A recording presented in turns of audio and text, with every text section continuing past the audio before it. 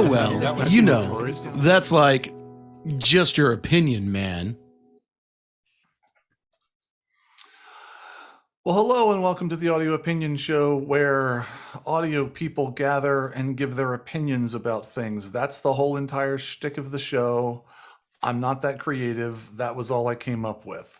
I am joined by some new friends, some old friends, some in-between intermediate friends, some good friends, some not so great friends. You'll see which ones those are as we go forward. And we're just going to sit around for an hour and chat about audio stuff. I managed to rope everybody in before I tell them what we're going to talk about. So that's another great trick. So they have no idea what we're going to talk about, and we'll figure that out as we go. Unfortunately, I am not joined by my good friend Andy Broughton, who is normally my co-host, but I do have a couple of other Canadians that will sort of kind of fill in the blank. This is the St. Patrick's Day edition. You can tell because I'm not wearing green at all, and I also don't have any green beer. But Pete Erskine is doing the job for us, so we appreciate him for that. I don't know if I mentioned it. My name is Brian Maddox. That's my name. Don't wear it out. And with that, I think we will crank into the beginning of the show, which is when we run the poll to figure out the things that we're going to talk about. But of course, before we run the poll to see what the things are we're going to talk about, we have to ask the most important question. So I'll launch the poll on the most important question. The most important question this week is, how do you spell Wesley? Answer number 1 is correctly. Answer number 2, incorrectly. Answer number 3, who? Answer number 4, Wallace Shawn. Multiple choice is a possibility. Just wanted to throw that out there. So the question once again is, how do you spell Wesley? Number 1, correctly. Number 2, incorrectly. Number 3, who? And number 4, Wallace Shawn. We have, I believe, 10 votes, which is pretty dang close to everybody that's here. So I'm going to end the poll and I will share the results. And the correct answer was, of course, Wallace Shawn. Because that's turned into the correct answer to every one of my most important poll questions. One person said that they spelled Wesley correctly. Of course, someone's going to say, but didn't you give it away by like spelling it in that was the joke. So if you didn't get that, it sailed over your head. So now we all know how the poll goes. Now we're actually going to get into the meat of the topic, which is what are we actually going to talk about? So launching the poll of what's our topic for the day. We have 4 options, kids, 4 and only 4. Number 1 is, what is your favorite mixing console of all time and why? Why is the most important part of that question. Number 2, what do you think is talked about too much in audio? That is the flip side of what we talked about on the last show.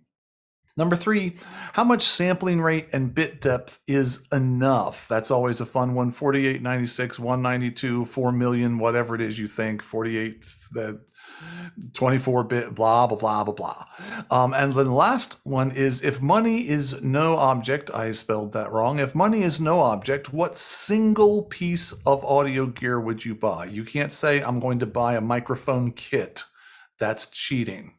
What single piece of audio gear would you buy if suddenly you woke up and you were Elon Musk and you had money to burn?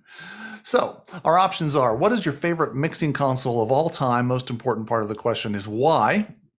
Number 2, what do you think is talked about too much in audio? Number 3, how much sampling rate and bit depth is, quote, enough, unquote? And number 4, if money is no object, what single piece of audio gear would you buy? I see 9 votes. I see 9 votes going once, going twice. Oh, now we have 11 votes, and we're going to call it end of poll, and we are going to share the results. And it looks like, and I do like this topic, we've talked about this before, but it's always ends up in some good rabbit trails. We're going to talk about what is your favorite mixing console of all time. favorite mixing console of all time. And you know what? Just because I like my friend Pete Erskine very much, and I know he could give a rat's ass about mixing consoles, we can actually expand it to favorite piece of audio equipment of all time. So if you have a thing that's you're particularly fond of, people who've pushed faders a lot like to focus on mixing consoles. So for that, apologies. So I'm going to stop sharing, and I'm going to ask if anyone wants to dive headlong into this, and I'm going to give it 3 seconds, and then I'm going to call on somebody. So favorite mixing console of all time. Peter Erskine, jump in there with your favorite mixing console of all time. Well, I think we talk too much about comms. You're not allowed to change the topic to what you voted for. That's not how this. I mentioned in the pre-show that I had completely lost control of this show, and so thank you very much, Peter. Pete Erskine's been trapped in an airport all day long, and so he's just feeling particularly feisty. Dave Rittenhouse, what is your favorite mixing console of all time? Hands down, the XL4. But I mean, that's an obvious answer for a lot of people, but I'll give you my reasons why. First of all, the preamp. It's just so good sounding. Secondly, with the preamp, you get that odd even harmonics, which you don't get out of any digital gear. Secondly, the routing. You have plenty of auxes, plenty of groups, plenty of everything that you need. The only downside is those stupid TT connectors to do inserts instead of regular 1/4 inch connectors. But if you have the console, you got the TT adapters, done. It's just a great sounding console. It's big, it's heavy. Yes, it's a beast. Would I still use it today? Sure, if I had 6 people to lift it. Which I think is kind of the, if I have 6 people to lift it, that definitely widens the any other favorite mixing consoles of all time. Well, I don't know if it's my favorite of all time, because I think I could come up with at least 3 that at various points were I've never used an XL4, so I can't speak to that. I would expect it to be high on the list, because I would put the H3000 high on the list for all the reasons Dave mentioned. But currently, I'd have to say my favorite is the SSL System T that I use every day. And the flexibility, I mean, I'm able to do, I have 96 mono inputs 64 mono inputs and 32 stereo inputs on a console with 16 faders. It's, my console's only this big, but the ability to get channels on and off the surface is unlike anything any other console has ever done. It's just amazing. Well, and for the benefit of me, only because I haven't had the luxury, like what do they do with the user interface on that desk that actually makes it it feels like 100 and some odd faders on fader layers would just be a giant pain in the butt. So, well, it does have a lot of layers. There are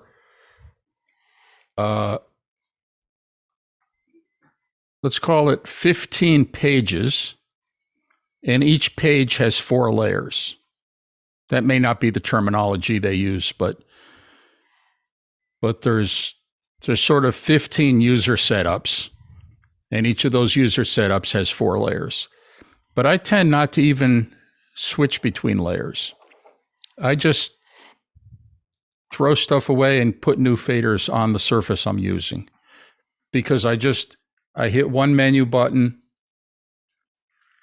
it pops up a look at what my console is now. I just grab the faders I don't need anymore. I throw them in the trash. I go to the faders I want, and I pull them down, and I stick them on the console. And I do that live in the middle of a show. It's, once I don't need the fader anymore, it can go. and I can put stuff I do need in. So you're kind of like rolling your own custom fader layers on the fly Constantly. because you can just do that. Because I can. So that answers my question, because that's sort of the thing that's different about that from the. I mean, I'm in the corporate audio. I use tons and tons of Yamaha CL and QL stuff, and yeah, there's custom fader layers, and I've gotten faster at changing those on the fly, but I don't know if I would do that mid-show that much. Right. Like I mean, yes, I could. I will and say I only use 3 scenes. I have a pre-show scene, which, because we're always broadcasting, I have a pre-show scene that sends my pre-show music to all the various outputs that we're not actually mixing.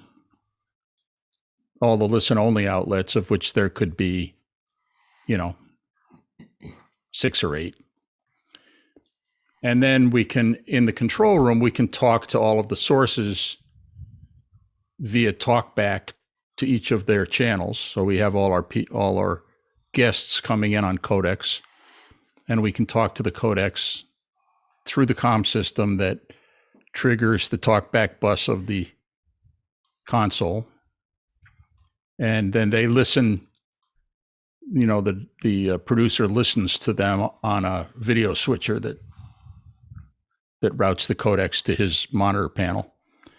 And then I have a show scene, which opens all the outputs up, except all the mix minuses with, they stay going where they go.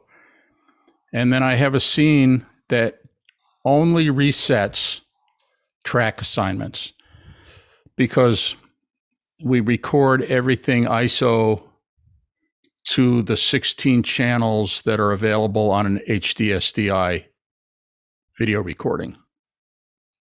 So, if we have 6 guests, everybody gets their own track on the HDSDI recorder. But because I don't keep that track window up, it's very hard to tell what's going to the tracks. And if I'm bringing stuff on and off the surface all the time, there may be channels that have track assignments on them that I've thrown away, but they're still active. They're just not on the surface. I mean, if they're open, audio still passes through them. So I have a third scene that clears all the track assignments, so that prior to a show, and that's all it does. The only thing it recalls is track assignments with no assignments in it, so that I can be sure I've cleared that out of every possible fader. And then I make the effort to go through and reassign everything. And that clears the ones even that are invisible. Correct. Because invisible doesn't mean off. Invisible just means not on the surface. But those invisible faders are still active. There's nothing that shows you that they're active. If that once you've taken them off the surface, you don't know they're there. I can go to an overview view on my secondary monitor, but it's it doesn't really show you the track assignments. There's not really a way. But it does go to that whole thing of digital consoles in particular. I'm a big fan of Yamaha's mindset, which is everything has a home, and there's a home page for everything, and it's not possible for you to put something through the console and not have a way to see it somewhere on the surface, and then you have a bunch of custom stuff that you can pile on top of that. But I also, which is why I asked about the layering thing, I also see how when you're at 100 plus inputs on a mix engine and 16 faders, like just to have home fader layers that would be right there, that's like 10 or 12 just paging through layers worth of stuff. I mean, I've So- set some stuff up so that I can just look at it. Like up on my user layers, I have an inputs 1 through 64, and then inputs 65 through 96. And then I can look at them on the individual page buttons. But that, that's a lot of button pushes just to look at a channel. I was mentioning earlier in the class I was teaching that when I do larger shows with the CO5, which is not anywhere close to as much console as what we're talking about here, but that I will often bring up the CO editor and put a bunch of pages of stuff up there that I just want to be able to glance at and see. And I want to be able to glance at and see and catch something stupid that I've done. And that's ultimately the real reason it's there. It's just that whole, I can glance. That's one of my biggest complaints or big things that I had to change from a mindset standpoint when we moved from analog consoles to digital was, I was always visually scanning my big frame analog console, especially doing corporate stuff, to look for, oops, I have that send still up from yesterday, or I still have that thing going. And so I was just constantly always just, as part of the mixing process, just skip, because everything was there. You could see everything. And I had to get used to, I could still have something stupid on a layer that I'm not looking at, that I forgot about. And when I do bigger and bigger things that have more and more things I can accidentally leave on or off. Right. That's the important part of my track clearing scene, because that's not something I look at. I look at the mix minuses to make sure the mix minuses are correct, because I'm running 24 mix minuses, and I need to know that stuff, because that affects the show, not the recording. It's great though, hearing the difference between Rittenhouse, who still does a ton of music and still sort of comes from that, and he and I both started doing that, versus Mac, who's, I mean, when was the last time you mixed a music show, Mac? I mean, I know that you basically kind of live and breathe the corporate world. The last, well, I might have mixed a band on a corporate show. But you know what I'm asking. In the last 3 years, but yeah, not so much. It's two different approaches. Yeah, to me, it sounds like it's your favorite mixer versus what's the most fun to mix on. And those, to me, actually can be either the same thing or completely different. Well, Andy Lipnick, since you brought it up,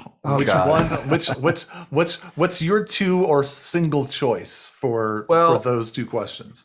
Well, I hadn't even been thinking about analog until Dave brought up the XL4, which I've never mixed on. I've been around it. I've just never gotten a chance to mix on it. But I have mixed on an H3000, and it's like, I think when I mixed, this was a while ago, when I mixed on it, I'm like, oh, now I see what people are talking about, the pre's, and just everything sounded wonderful, and also, and I think the other thing too about this is that my favorite mixers to mix on are the ones that I can configure quickly, and also I know the traps, or I'll figure out the traps. Because like when I hear Mac talk about the way he's doing his SSL there, like you have that scene that just basically wipes out your assignments so that you can, that's, you're getting rid of a trap. Because I've certainly called up a preset or a scene before, and it's had some stuff in it, and I'm starting to work, and I'll miss something, and I'm like, oh, because you called up an old scene, Oh, I got caught by that trap, which is why I made that scene. Yeah. Yep. Once bitten. Yeah. So this isn't going to sound terribly exciting. I own a Yamaha QL1. It's the one. I own two digital mixers. I'm not even going to talk about the other one, but I own that one. I don't enjoy mixing on it, but I'm so comfortable and used to it. I can go onto a gig and just get that thing up and running and get it configured very quickly. So I'll just say that it's among my favorite mixers. The difference between it and a CL, it all depends on the gig. A CL's nice for certain things too, and all that. So we won't get into the nitty gritty of that. I will say this. I did get a demo of the SSL system T. I think it was the S300, which is one of the. That's what we have. That's what you have. Okay. Yeah. And didn't get a chance to mix on it, but got a full personalized demo of it. And I was like, wow, okay. I could see how this really could be very much leveraged, in my favor if I were doing shows that required something of that ilk. But frankly, most of the shows I do, because I'm corporate, I get to mix bands every once in a while, but typically it's going to be mixing on a Yamaha console like a QL or a CL. But I am envious of those guys. The last thing I'll say is I am very envious of those people that are going out now and they're like, oh, I get to choose any gear I want. Great. I'll just bring out an old analog console with a rack full of outboard gear because it's fun, and there are no traps on an analog console. Everything's right in front of your face, So, I mean, I shouldn't say there are no traps, but there probably aren't any traps. Except for when the insert cables half fall out. Oh, yes. Thank you. Yes. Yeah. It's a different combination of, it's a different set of traps. And I stand corrected. Yeah. That comes down to how you see life, though. Like, is the insert half in or half out? I mentioned the TTs for a reason. Yeah, Okay. and it's like the traps in an analog rig require me to crawl around behind the freaking console to fix them. So it's a different level of it's like that most of the digital traps, it's okay, I've done something stupid and I just need to page through screens until I figure out what stupid thing I've done. But Right. yeah, Or it's totally inaccessible because in order to patch it, you needed a step ladder because you're up on a riser. And now the step ladder's gone. There's no way you're reaching the back of the console. Yeah, my old guy stories, the PM4000 was the thing I spent the most time on early in my career. And the company I was working for and Dave is nodding his head because he already knows where I'm going with this, had purchased a PM4000 and then put a case on it and then decided it needed a doghouse. And I think you can see where that was not quite in the proper order. Right. And so they had a metal shop attached to the shop. And so they put in, they fabricated a metal doghouse to fit between the back of the console and the edge of a normal sized tray. So yeah, it was like this deep. And then, the entire, Veeam, the drill, like all of the squid had to live in there. And then as soon as you had to bring the insert squid from then that all had to live in there. And it was silly because they put it on there to make things look neater. And the very first thing that you did when you arrived on site and flip the console was you flipped the lid up on the doghouse and proceeded to fill it with way more cable than it could possibly fit. So there was no way to put the cover back on it again. And it just looked like a giant sea of cable all crammed into this ridiculously small channel behind the. So yeah, the first time I actually got, I think we bought a PM4000 monitor console with a real doghouse built into it, and it was like, oh, that's what a doghouse. That's how it works. That's how it's supposed. This is short, fat fingers. Yeah, it's like, oh, this is, and so yeah, it was the I have to dig around I need to patch around the bad channel and the snake. The bass is buzzing. And so, just patch it to 37. Well, 37 is like, I got to bring 37 back over to 6. And it won't work because the rest of that fan out is at the other end of the console. Right. And you need and it's another like, mic cord to attach it. and then I have to break out the Leatherman and pop off all the stupid cable ties because that 8-channel squid, is all been tied up to old guy problems. Anybody that's watching or listening to this who's under the age of 35 is like, what are they even? What? Why is this even a thing? These are beyond first world problems. But it was, yeah, man. They're half world problems. And there were a couple of times, I don't remember enough about the actual story, but there were a couple of times, Mac, when, yeah, it was like, and Yeah, it was way up on a riser, and right up next to the back of the riser. So yeah, no way to get to the back of the console Right. without a stepladder. And then the stepladder has disappeared. You know, we're 3 bands into the stupid festival, and all of a sudden, you know, Channel 6 has decided to go south, and I can't get a freaking bass to work on it to save my life. And the guys on stage are just like, oh, patch it into 47 and just cross. And it's like, well, I'm just going to be reaching way down here for the freaking bass for the rest of Right. the day, because I cannot get that. Or I'm pulling out a 10-foot cable and pulling it and, you know, That was the the good old quickest way days. usually, is to do Yeah. exactly that. Yeah. Yeah, And it's the like, other oh, fun with those big old desks was the triple space rack with cram full of gear that you needed for inserts. Yep. And then, oh, I've got a buzz on compressor number 6. Oh shit. yeah. And is it the 1/4-inch connector in the back of the console, because those get oxidized and gross? Is it the multi-pin that's going to that fan out? Is it, you know, and the little sound company that Dave and I came up every stupid insert rack had a different combination of insert cables that they had built with different kinds, like CPCs, and then others had Veeams, and then some of them came to single points, and some of them then you had to make sure that you brought the right one, because we had some single point insert consoles in the inventory, and we had some dual input, dual insert point consoles in the inventory.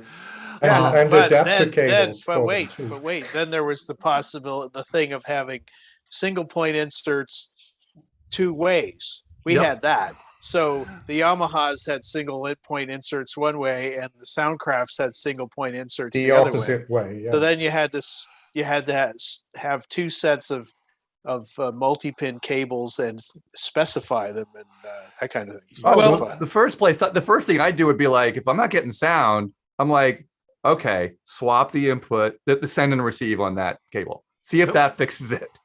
And often it would. Or And just do turn that the with a insert TRS off. Yeah. insert. Yeah.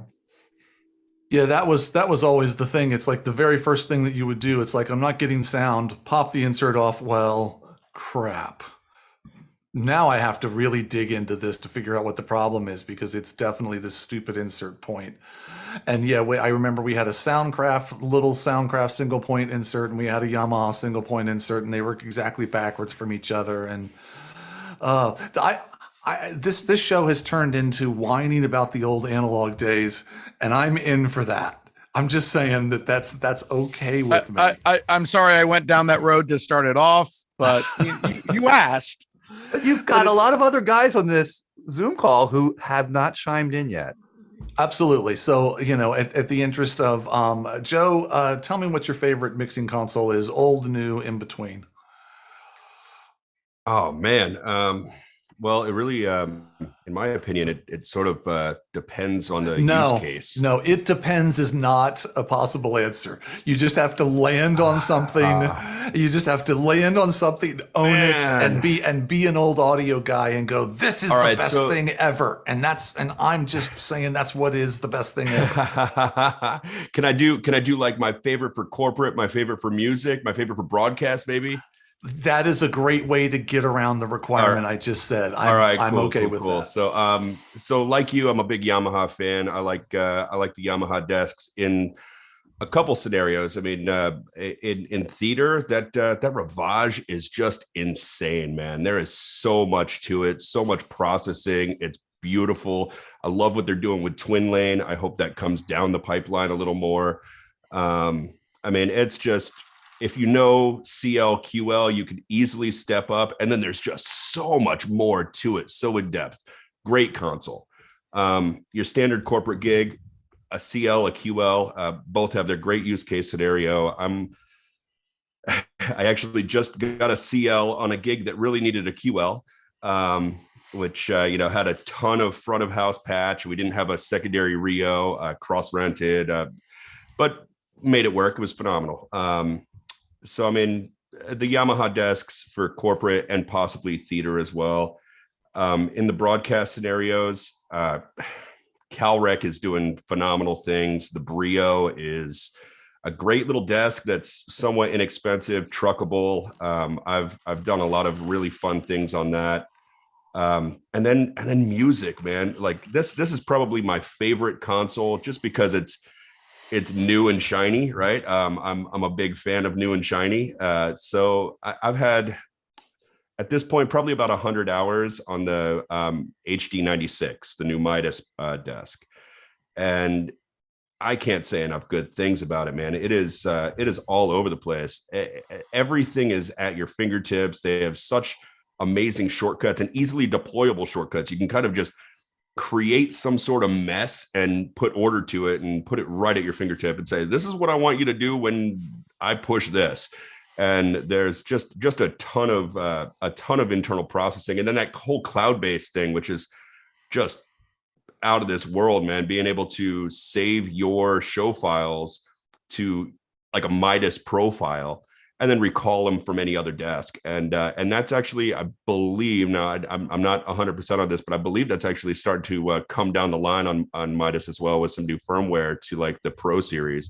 So I'm really digging what they're doing with the whole AI thing, man. I didn't think it was going to work at first, but when a 18-inch kick drum pops up on stage, and then Midas is like, hey, this sounds like an 18-inch kick drum, we suggest this. I'm like, holy shit.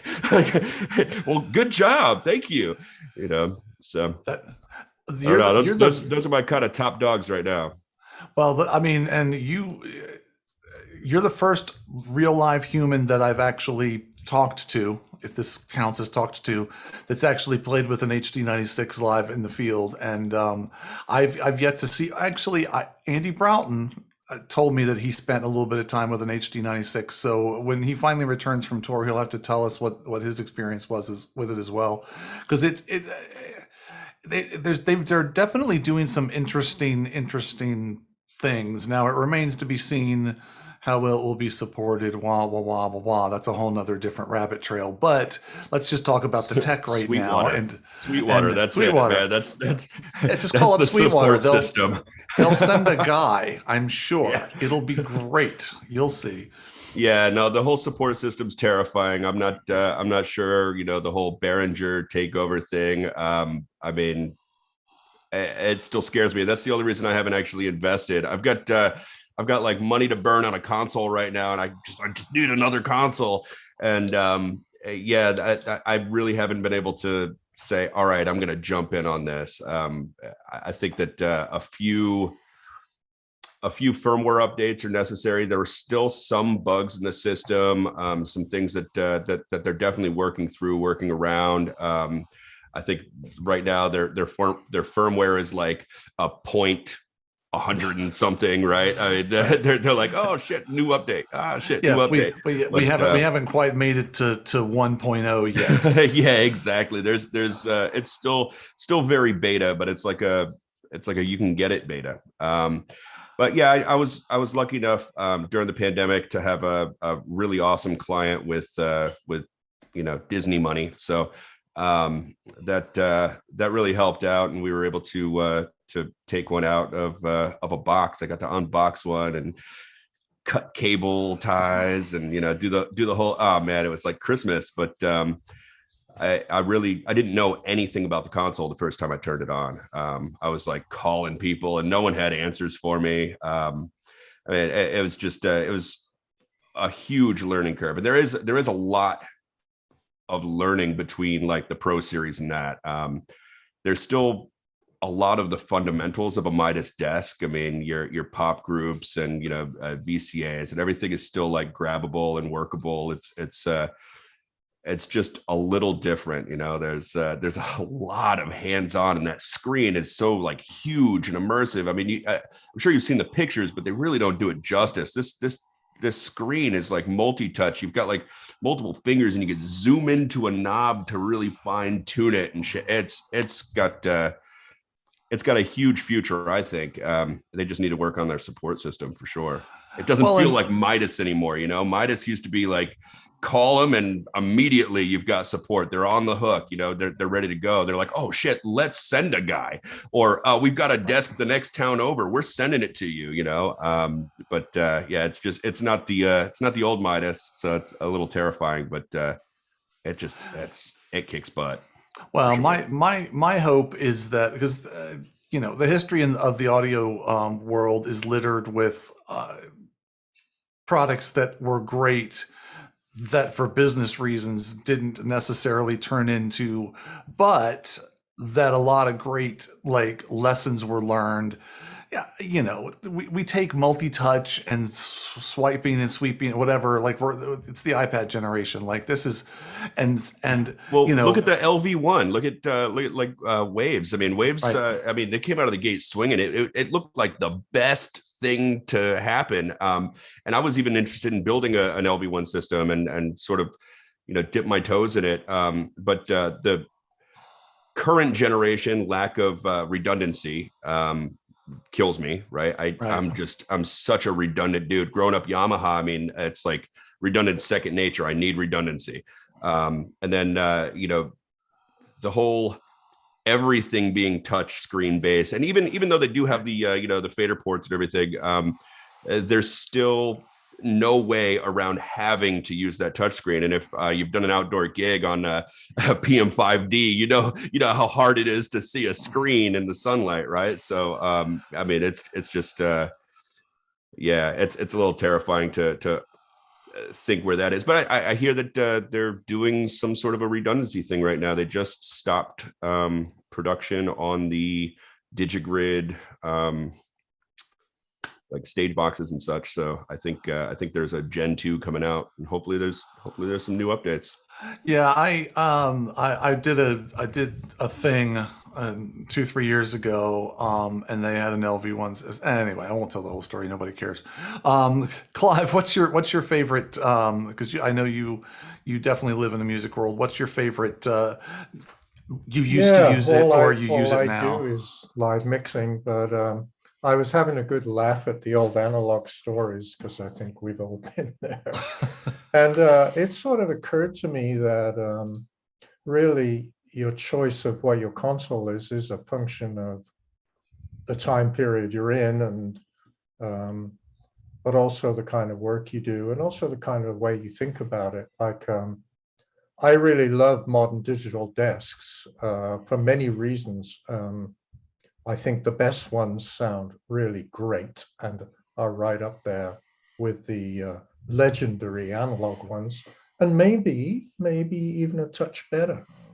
The second thing I like about digital desks is flexibility. The fact that you can make the surface work the way that your workflow works for you. I don't mind paging fader banks. I'm fine with that. I don't mind moving a fader in the middle of a show and assigning it to a different surface. I don't do that regularly, but it's easy to do on a modern desk. And I think when you look at a modern desk, they are really a lot more complicated than anything that ever came before for mixing audio. So, I mean, the description that Mac had of using his SSL is, amazing way to use a modern piece of audio gear. And my current choice is pretty much my favorite desk right now, which is Digico Desk, basically. I like them because they have, for me, the right combination of knobs on the surface and stuff on the screen. And I like the fact that they duplicate some of the stuff on the screen, the essential things, like your input gain and your EQ section. They duplicate that with real physical knobs on the surface. So that's a great one for me. The other thing I really like about digital desks is obviously snapshots. And snapshots are one of the biggest traps with digital desks, especially for people who are not familiar with them. My personal opinion is that manufacturers should ship their desks with snapshots that only enable faders and EQ, and they should have everything else saved off until someone figures out they need to also store and recall that particular thing. The other thing about snapshots is, and a lot of people don't understand this, is that when you store a snapshot, certain desks will overwrite all the settings and will only recall what you've unsaved when they recall, but they will still overwrite all the settings. So when you go back to look at something, it is not where you left it the time before. One of the things I like about the Digico desk is that you can save and unsave everything on the desk. It's a bit complicated, but you can do that. So if you've got a situation where it's absolutely necessary that you never change your input gain on certain channels, you can actually be very sure you can do that no matter what. I've used quite a lot of digital desks. I was a Yamaha guy for many years as well. I've also used Avid Desk quite a bit. But I keep going back to the Digico desk. For me, it suits my workflow really nicely. I think the other thing that really impresses me about the desk is you can have 1,000 macros if you want to. You can't necessarily get them all on the surface to recall, but it's a screen away. And those macros can control absolutely anything and everything on the desk. So you want a macro to save your session, boom, it's really quick and easy. You want a macro to spill a set of specific channels, including the aux master, and select that aux master and solo it for you, which is a perfect thing for a monitor guy.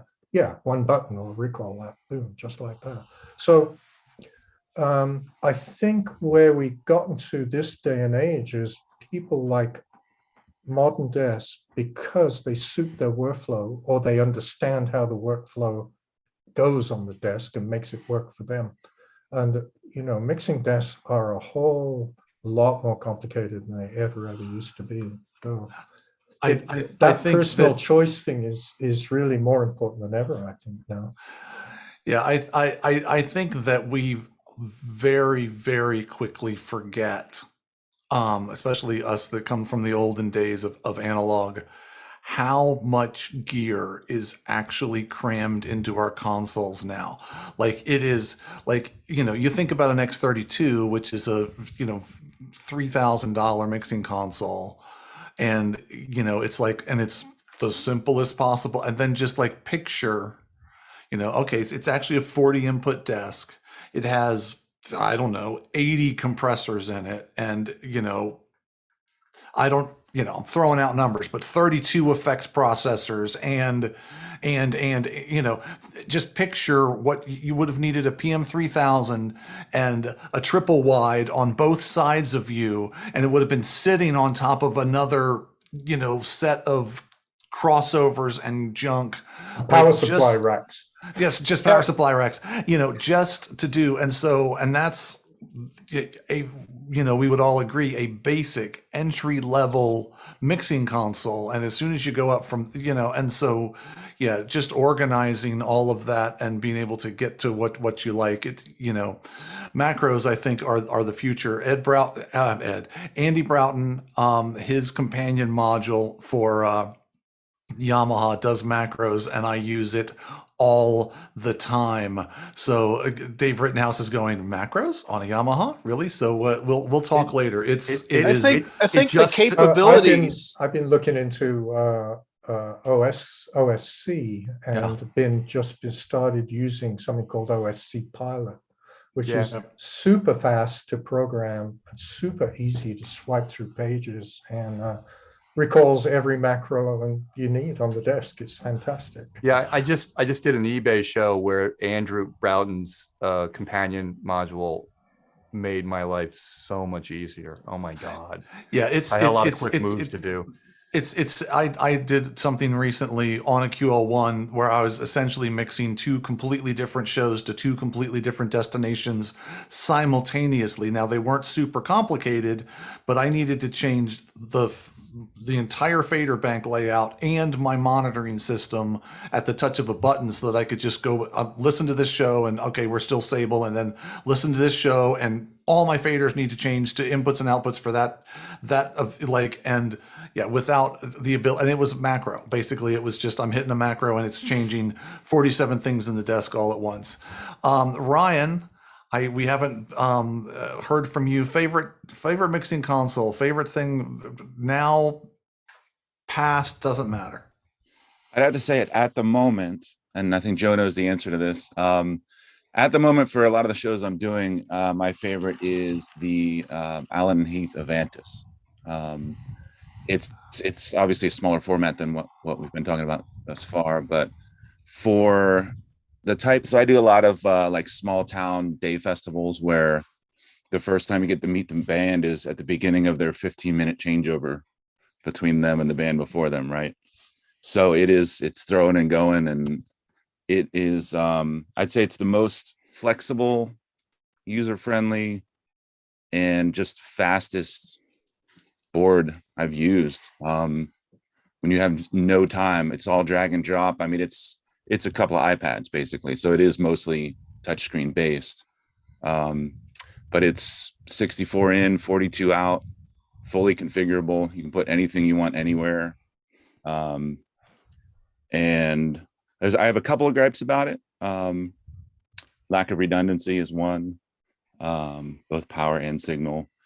But there's workarounds there. I have a Dante card in it and so on and so forth. But I'd say that we don't see it on a lot of riders yet because I think it's too new to trust.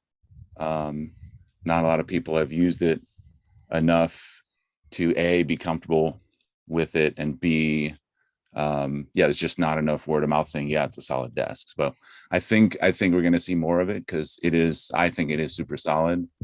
And the support system is great. Allen & Heath has always been awesome from day one. I've had GLDs, I've had their older boards as well. Customer service is great. A lot of the tech on the Avantis sort of trickles down from the D-Live. So there's going to be support for years to come. Like this is their sort of mini flagship, if you will. They're putting a lot into it. But also it's just fun to use. I just like it. It has a sort of a second tier of effects you can buy. I think they sound great. They've got an 1176 type thing. They've got an LA2A. They've got a multi-band compressor and dynamic EQ. It works really well. It's actually from the D-Live. It's almost identical to it. It's very inexpensive. I hadn't realized that. 12 grand out the door plus a stage box. It's not bad for that price. I've never used anything like it. I had a D-Live demo for a while, and the things that I didn't like about it are specifically the things that the Avantis solved. It was mostly user interface stuff, and it's generational. Of the D-Live was built at a certain. I own a CL3. A lot of us use QLs and CLs, but there's no doubt it is a 10-year-old user interface. Like what is much more modern now, like what is current now is absolutely unequivocally better, more flexible, faster, everything else. But I've also done a jillion shows on QL/CL consoles, and they've never let me down. And there's a huge amount to be said for that. Ed Whillock, what's your favorite mixing console? And you're not allowed to say anything that's already been said. I'm kidding. Like almost everything's been said. What's your favorite mixing console? All right. So it's tough because I have a couple, but and for the same reasons that some people have brought up, like when I started, it was analog, and I was doing smaller format consoles. My first kind of big boy console was a PM 3500 that I mixed at a venue out, all the time I was on it. It was the first VCA console I ever mixed on. And so I kind of grew to like that a lot. I remember the first time mixing on VCAs, I was like, this is phenomenal. But then I owned for a long time, I still actually own it, it's just in storage, a small format Allen & Heath GL 2400. and I've done easily a few thousand shows on that. So, and then I was also, I was using the mono bus as my Q wedge feed. I was doing all the things with it. I was doing the fader flip so that my graphic EQs that were in my rack were on inserts instead of as aux sends, so that I could I could AFL them, and I used that desk to the hilt, and it was fun to mix on, and I could get a mix up on that in like no time. But then, like many of you guys, I'm also a big Yamaha. I have a QL1, and I actually prefer the QL format to the CL. I don't really love the central logic. It just it's not my workflow. I like having fader, like all my faders. And I know the QL only has the 4 custom layer banks, but I use those extensively, and I will swap them in the middle of a show. I love that I can just go into that bank and go back to the regular fader layout and then punch buttons and pick my custom layer, except for I always invariably at some point leave that page open and then select something else, so my 16th button is fader is now some other thing I didn't intend it to be. So yeah, I mean, I have a few desks that I really like, and those would be like the 3. I would say, though, I have so many more shows on that GL 2400, and when I was able to pull it out for a demo when we did Audio Month on AV Tech Talks, it was great. I actually kind of just left it up for a while just so I could play with it. It had super smooth faders too. For an inexpensive desk, it was there was a lot into it. So I don't know. I think that I still have a soft spot for that one. So I'll say the GL 2400. Which I think is great, because the reality is that when I'm Joe, I'll get to when so much of it does come down to the emotional response of what are those memorable shows that you've done, and what was the meter bridge you were looking at, you were staring over when you did those memorable shows. And that's not always the same answer as, oh, I love the workflow, or I love the way, Joe, what were you going to say? So the whole CL QL thing, there's definitely shows where you need a ton of mixes, and the CL is just phenomenal for that. But I feel like that DSP is wasted in a lot of different ways, where a lot of times you don't need as many buses as it can put out. And to Ryan's Advantis thing, man, they did something on that console that he didn't even mention that I think is the selling point, is the flex buses. These buses can be matrices. They could be anything, right? So there's times where I'm on a show and I do need more than 8 matrices. I could use 12. I could use 14. And instead of, making a matrice out of a bus by, resending everything that I need to, I could just change a bus into a matrix. And having that ability on Yamaha would just be insane, in my opinion. That would put more of that DSP to use in the CL. But honestly, there's so many times where the QL is a better console. It has just more IO local, right? So at front of house, you don't have to worry about running Avios everywhere, or running a secondary Rio at front of house or something like that. I think that don't get me wrong, I loved the M7, right? The M7 was just a fast monitor desk. It was the first immediate sends on fader desk that I ever really opt, right? So the PM5D, you're digging all over the place. The CL, it was just there. It was right at your fingertips. And I still love the CL for that. The fact that there's tons of mixes and everything's right there at your fingertips. And the central logic system is pretty cool. I do love DCA spilling and having things, easy to lay out. Actually, what do they call it? They call it fader rollout or something like that. Or I'm not sure, but potato. But that was almost my selling point. Like I said, I had money to burn recently, and I'm trying to buy a console, which is just the worst time to buy a console. But that Advantis only if you want it delivered. Because of those flex buses, man. I was trying to talk him into it so we could tag team shows with my. but see the new one that's got all that together is the Rivage, and the PM5 format of that versus the 10, the 7, the 3. The PM5 is just, it has everything that you're looking for. And oh my God, the DSP the 7 power has of it is the 7 amazing. has the onboard DSP, right? Like yeah, the 7 is everything's like in it, onboard. but the only, and I like the 7, don't get me wrong, but you can't expand on it. Whereas you can expand on every other one because you can get the DSP or the DSP EX. Yeah. So I mean, it's one of those things where it's like, okay, do you need that many inputs? Do you need to go from 24 to 36 matrices? If you do, and mind you, there are times that you do. I've got a show coming up where I definitely need the EX, but those are those advantages of that Ravage over the CL. And I love the CL, but the Ravage just takes it to the next level. Yeah, and I didn't mention the Ravage either, and it's a, it's great, but it costs what, 3 times as much as the a QL5 certainly, or the Savantis, or so we really are talking about apples and oranges here. I think it's probably a lot more than 5 times more.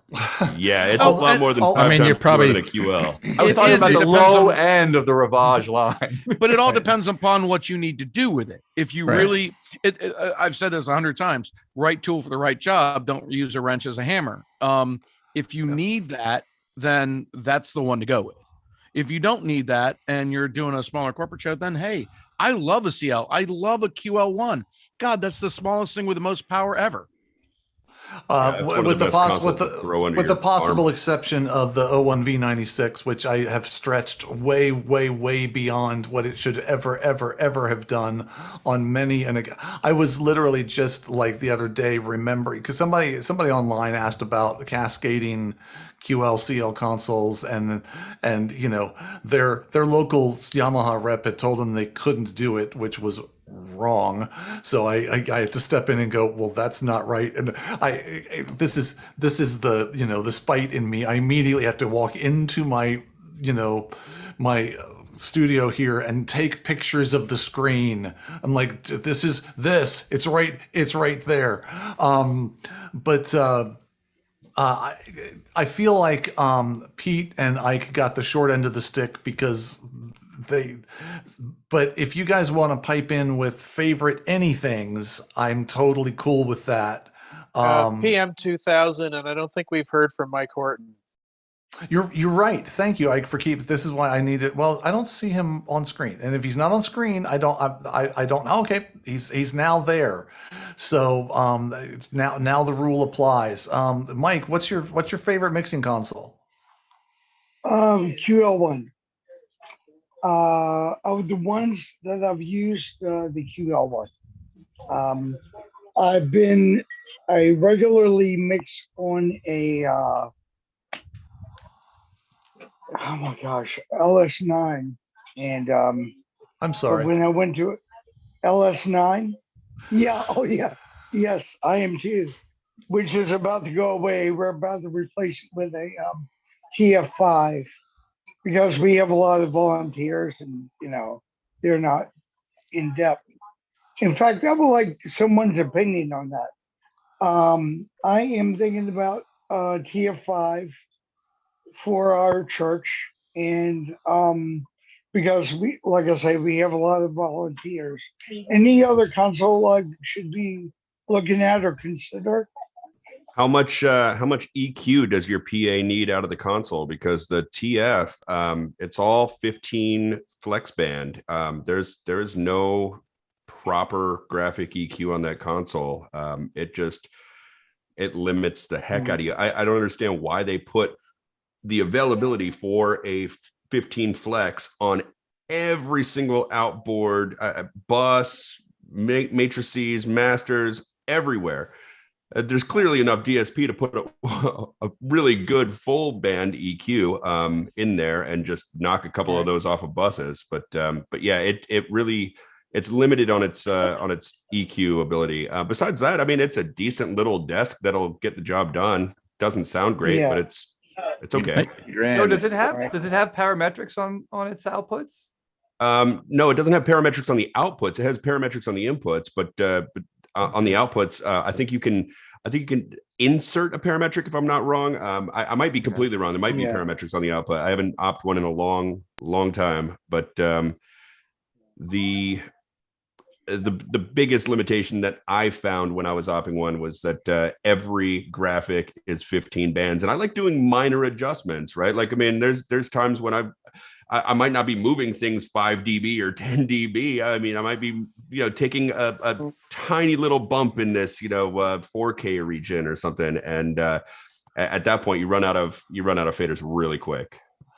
I think the TF series is my biggest complaint about the TF series is that they didn't just take a QL and kind of simplify it. They designed a completely different mixing console. It's from the ground up. It reminds me, like, the GUI reminds me more of like their keyboards and stuff. Like it's more like a motif than it is LS9 or something, And I worked at a church full time for 7 years, depending on how you look at it. And so, what Mike is talking about is a very huge part of when you're working with church mixing, even at the really large level. You have a lot of volunteers. You have a lot of people that don't do this for a living. But the thing I don't like about putting them in the TF thing is that it doesn't scale up to the next level of Yamaha console. So the TF, the limitations are decisions. They're engineering decisions that Yamaha made, and I'm with you. I could nitpick about they should have done, why didn't they do? But it's it's intentionally made simple for a particular market, which I can appreciate. But the problem is that the second that your church goes, okay, the TF1 is no longer doing it, I think we want to move up to a QL5 because we need more inputs, we need more capability. Now the interface is completely different, and all your volunteers are now back to, so that's kind of my Yamaha whine about the TF series. Yeah. And the only thing you're taking with you is the TOs, right? You're not right. That's it. Right. I mean, in my opinion, at the same price point, I'd probably end up with an M32. Yeah, and now we're at about an hour, and best console for a church is a completely different topic. So I'll throw that one into the hopper. But I do appreciate the QL1 reference again, and almost no one even said the words LS9 even in passing, and I think there's a reason for that. I'm going to throw out my quick opinion from a visceral standpoint and just mixing on the mix. I have more amazing shows on a PM4000 / PM3500 than anything else I've ever mixed on, and so there will always be a special place in my heart for looking at purple and green knobs, going up away from me, and the feel of VCAs that have had way too much time on them and have gotten a little sticky. And so from a emotional standpoint, most of the things that I do now, it's not as exciting. I like what I do, and I like the shows that I do, and I want all of my digital stuff.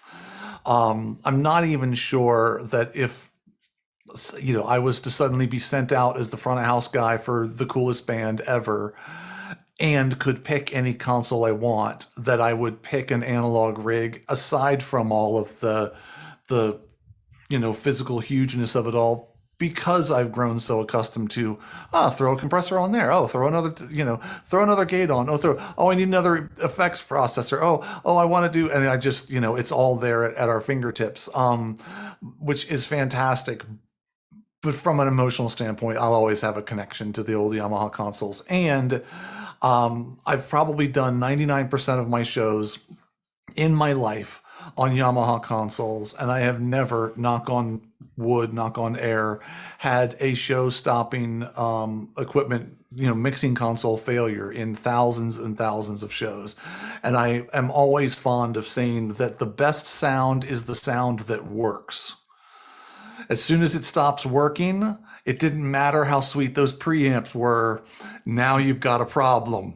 And no one cares about how sweet those preamps were when 3 songs in, your freaking console crashes. So there's, something to be said for it works and it always works. And so a big part of my favorite Yamaha is because I have had several show-stopping failures. 99% of my shows have been on Yamaha consoles, and those have never failed, which means that just by percentage standpoint, the other manufacturers have burned me in ways that I'm still scarred by. And AV Trainer pointed out, by the way, that no one mentioned the Mackie, like a 1604 or 1404, whatever. But I certainly did. I'm sure a lot of you have tons of shows on a 1604, and it was the right tool for the job. Come on. Yep. No, they get the thing done. Anyway, we've come to an end of an hour. We've talked about mixing consoles. We've talked about other things. People have made good points. I don't think anybody really disagreed about anything. I think we just like, slightly different, different tools for different jobs, which is ultimately where we often end up.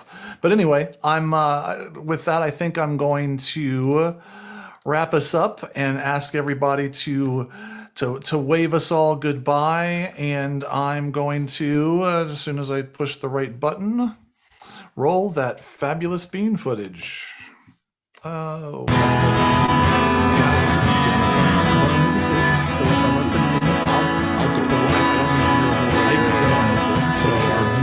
Yeah, well, that's like just your opinion, man.